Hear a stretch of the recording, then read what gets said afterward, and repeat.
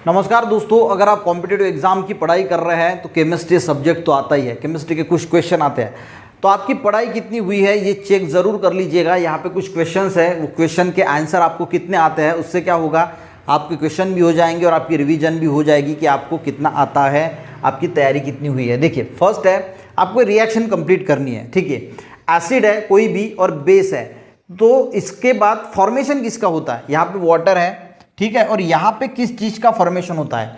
तो गाइज आपको पता होना चाहिए, जब भी एसिड और बेस की रिएक्शन होती है तो हमें मिलता है सॉल्ट प्लस वाटर, यानी यहाँ पे सॉल्ट की जो है वो फॉर्मेशन होगी। मान के चलो कि HCl एसिड है और NaOH बेस है, ठीक है, तो यहाँ पे NaCl फॉर्म होगा, यानी सॉल्ट जो है वो NaCl फॉर्म होगा, प्लस यहाँ पे होगा ये H2O वाटर, और इसी रिएक्शन को हम बोलते हैं न्यूट्रलाइजेशन रिएक्शन। तो याद रखना, न्यूट्रलाइजेशन रिएक्शन, ये नाम भी याद रखना कि एसिड बेस की जो रिएक्शन होती है उसको न्यूट्रलाइजेशन रिएक्शन बोलते हैं, और प्रोडक्ट जो फॉर्म होता है वो सॉल्ट एंड वाटर जो है वो फॉर्म होता है। कभी कभी आपको सॉल्ट देंगे और यहाँ पे जो है वो एम्प्टी स्पेस दी जाएगी और पूछा जाएगा कि यहाँ पे क्या फॉर्म होता है, तो आपको ये भी पता होना चाहिए कि सॉल्ट भी होता है, वाटर भी होता है। कोई भी कभी भी पूछ सकते हैं, ठीक है, या फिर ये पूरी रिएक्शन दे सकते हैं और यहाँ पे जो है वो आपकी जो एम्प्टी स्पेस होगी, acid plus empty space plus salt plus water, यहाँ पे आपको पूछा जाएगा कि क्या रिएक्शन, तो सभी आपको जो है वो पता होना चाहिए, ठीक है।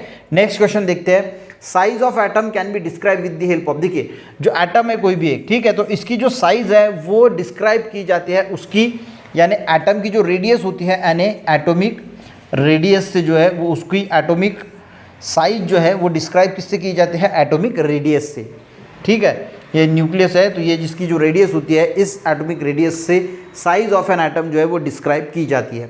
नेक्स्ट क्वेश्चन है कॉस्टिक सोडा। अब ये आप चेक कर रहे हैं, ठीक है, चेक कर रहे हैं कि आपको कितना नॉलेज है या आप कितनी सही जवाब जो है वो दे सकते हैं। तो कॉस्टिक सोडा क्या है गाइस, कॉस्टिक सोडा का आपको फॉर्मूला भी बताना है और इसका दूसरा नाम क्या है वो भी बताना है। तो कॉस्टिक सोडा को गाइस का जो फॉर्मूला है वो है NaOH। अब इसका नाम क्या है, Na का मीनिंग होता है सोडियम और OH यानी क्या है, हाइड्रोक्साइड, यानी कॉस्टिक सोडा को ही हम सोडियम हाइड्रोक्साइड यानी NaOH जो है वो बोलते हैं। नेक्स्ट क्वेश्चन है, यहाँ पे मैंने ऑप्शन लिए हैं ताकि आप में कोई कंफ्यूजन ना हो। Which of the following bonds are weakest in nature, कौन सा बॉन्ड जो है वो सबसे वीक बॉन्ड है नेचर में, ठीक है, single bond, double bond, triple bond या हाइड्रोजन बॉन्ड। अब गाइज यहाँ पे आप पहले ऑप्शन जो है वो कमेंट जरूर करना कि कौन सा बॉन्ड सबसे वीक होता है, सिंगल बॉन्ड है, डबल बॉन्ड है, ट्रिपल बॉन्ड है या फिर हाइड्रोजन बॉन्ड है। अब गाइज अगर हम इस बॉन्ड की बात करें, सिंगल बॉन्ड, डबल बॉन्ड या ट्रिपल बॉन्ड की, तो ये जो बॉन्ड होते हैं ये सबके सब है कोवैलेंट बॉन्ड, और कोवैलेंट बॉन्ड की अगर हम बात करें तो सभी बॉन्ड में वो स्ट्रॉन्गेस्ट होते हैं, ठीक है। और इसीलिए ये जो अब बचा हुआ हाइड्रोजन बॉन्ड है, इसकी जो शेयरिंग होती है इलेक्ट्रॉन की वो होती नहीं ज़्यादा, और इसी वजह से हम बोलते हैं कि हाइड्रोजन बॉन्ड जो है वो वीकेस्ट बॉन्ड है। तो सबसे स्ट्रॉन्ग बॉन्ड कौन सा है, single bond, double bond, triple bond, ये स्ट्रॉन्गेस्ट बॉन्ड है। क्यों, क्योंकि ये कोवैलेंट बॉन्डिंग है। तो सबसे वीकेस्ट बॉन्ड कौन सा होगा, सही जवाब कौन सा होगा, हाइड्रोजन बॉन्ड जो है वो सबसे वीकेस्ट बॉन्ड होगा।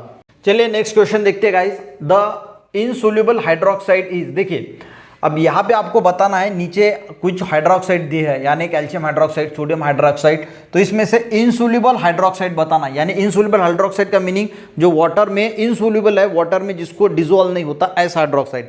अगर गाइज आप अपनी जो तैयारी कर रहे हैं, आपने अगर कॉम्पिटिटिव एग्जाम की तैयारी कर रहे हैं तो बहुत सारी किताबें पढ़ी होगी, तो सिर्फ आप अपना नॉलेज जो है वो चेक कीजिए कि आपको कितना आता है, ठीक है। अब कैल्शियम हाइड्रोक्साइड है, सोडियम हाइड्रोक्साइड है, पोटेशियम हाइड्रोक्साइड है और फेरस हाइड्रोक्साइड है। तो गाइज ये कैल्शियम हाइड्रोक्साइड जो है वो वाटर में डिसॉल्व होता है, सोडियम हाइड्रोक्साइड भी वाटर में डिसॉल्व होता है और पोटेशियम हाइड्रोक्साइड भी वाटर में डिसॉल्व होता है। अब बचा ये फेरस हाइड्रोक्साइड, तो यही गाइज फेरस यानी क्या होता है, जो आयरन का हाइड्रोक्साइड होता है, तो ये जो है ये वाटर में इनसोल्यूबल होता है। तो द इनसोल्यूबल हाइड्रोक्साइड कौन सा होगा, फेरस हाइड्रोक्साइड, ठीक है। नेक्स्ट क्वेश्चन है, कुछ कुछ लॉजिक में भी जो है वो हम सवाल ढूंढ सकते हैं। अब यहाँ पे देखिए, फ्रेश सी वाटर है, फ्रेश सी वाटर जो है is referred as a impure because, अब इसको हम पी नहीं सकते हैं, हम इसको इम्प्योर मानते हैं। जो फ्रेश, अगर सी वाटर फ्रेश सी वाटर है, अभी अभी बारिश आया, सी में मिक्स हुआ है पानी है, वो भी पानी जो फ्रेश वाला है वो भी सी वाटर का पानी हम इम्प्योर मानते हैं, यानी पीने योग्य नहीं मानते, हम सी वाटर का पानी पीते नहीं। अब क्यों नहीं पीते, अब कोई भी ऑप्शन हो आपको ये तो पता है कि क्यों नहीं पीते, क्योंकि इट कंटेन, उसमें क्या होता है, क्या बैक्टीरिया होता है, उसकी वजह से नहीं पीते। वो तो अलग बात है, पर सबसे मेन जो होता है उसमें होता है डिजॉल्व सॉल्ट, यानी सॉल्ट का जो परसेंटेज है डिजॉल्व फॉर्म में वो सी वाटर में सबसे ज़्यादा होता है और इसीलिए हम उसको इम्प्योर मानते हैं, इसीलिए हम उसको पी नहीं सकते। ठीक है, तो ऐसा ये तो कंसेप्ट जो है वो याद रखने जैसा है कि ये कंसेप्ट है कि भाई वो क्यों नहीं पीते। तो उसमें अगर इसमें से कोई भी ऐसा सवाल पूछता है तो आपको पता होना चाहिए कि यार जो सी वाटर होता है उसमें डिजॉल्व सॉल्ट का परसेंटेज सबसे ज़्यादा होता है। ये अगर ख्याल में रहता है तो आप कोई भी घुमा फिरा के भी अगर क्वेश्चन पूछा जाएगा तो आंसर दे सकते हैं। नेक्स्ट है क्रूड ऑयल, यानी जो कच्चा तेल होता है ये किसका मिक्सचर होता है? ये जो कॉम्प्लेक्स मिक्सचर ऑफ, ये किसका मिक्सचर होता है? अल्केन्स का है, साइक्लो अल्केन का है, एरोमेटिक कंपाउंड का है कि ऑल ऑफ देम है? अब जो गाइस क्रूड ऑयल होता है ना, ये मिलके बना होता है हाइड्रोकार्बन से। ये किससे मिलके बना होता है? हाइड्रोकार्बन। यानी हाइड्रोकार्बन यानी क्या होता है? A compound containing hydrogen and carbon, जिसमें कार्बन हाइड्रोजन है उसको हम बोलते हैं हाइड्रोकार्बन। तो क्रूड ऑयल हाइड्रोकार्बन का बोला होता है। अल्केन्स में भी जो है वो हाइड्रोकार्बन होते हैं, कार्बन हाइड्रोजन होते हैं। साइक्लो अल्केन की बात करें तो इसमें भी कार्बन हाइड्रोजन होते हैं। एरोमेटिक कंपाउंड की बात करें तो इसमें भी कार्बन हाइड्रोजन होते हैं। तो इसका जवाब क्या होगा? All of them. तो क्रूड ऑयल इन तीनों से मिलके जो है वो, यानी तीन भी जो है इसके कॉम्प्लेक्स मिक्सचर जो है हो सकते हैं। आपको अपना नॉलेज चेक करना है कि आपको कितना आता है। नेक्स्ट क्वेश्चन है due to increase in temperature. देखिए the particle vibrate with greater. अब कोई भी चीज़, अगर कोई पार्टिकल है उसका अगर टेम्परेचर अगर हम इंक्रीज करें तो जो पार्टिकल है वो वाइब्रेट होगा विथ ग्रेटर डिस्टेंस से वाइब्रेट होगा। क्या अलग अलग डिस्टेंस से वाइब्रेट होगा, या स्पीड से वाइब्रेट होता है, या उसकी मूवमेंट ग्रेटर होगी, या टाइम ग्रेटर होगा? तो सिंपल सी बात है गाइस, अगर हम टेम्परेचर इंक्रीज करेंगे तो पार्टिकल जो वाइब्रेट होगा वो ग्रेटर स्पीड से वाइब्रेट होगा, बहुत फास्ट गति से वाइब्रेट होगा। तो इसका सही जवाब क्या है? वो वाइब्रेट जो होगा वो स्पीड जो है वो ग्रेटर स्पीड से जो है वाइब्रेट होगा। यहाँ पे गाइज हमने 8 ही क्वेश्चन लिए हैं, पर आपका नॉलेज जरूर चेक हुआ होगा कि आप कितने पानी में हैं। ऐसे ही वीडियो देखते रहिए, अपना नॉलेज ज़रूर चेक करते रहिए। छोटे छोटे 10, 12, 15 वीडियो से आपका नॉलेज ज़रूर चेक होगा, क्योंकि आपने तो बहुत सारा पढ़ा होगा पर क्या आपको सही में कुछ आता है? एक बार प्रैक्टिस भी हो जाएगी और नॉलेज भी चेक हो जाएगा। तो देखते रहिए हमारे वीडियोज़ को।